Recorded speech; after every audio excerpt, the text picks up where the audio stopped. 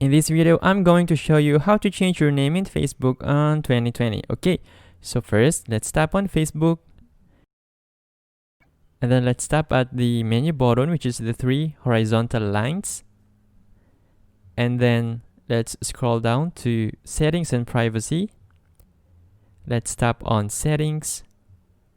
And under Account Settings, tap on Personal Information. And then tap on Name. From here, you could change your name, let's say. And then after you have changed your name, you tap on Review Change. And note that if you change your name, you can't change it within the next 60 days. So please be careful. After that, I'll enter my Facebook password here and then just tap on Save Changes. There you go. I have now changed my name and I cannot change it within the next 60 days. And that is how you change your name in Facebook. If this video helped you out, please consider leaving a like and let me know in the comments if you have any questions. Have a good day.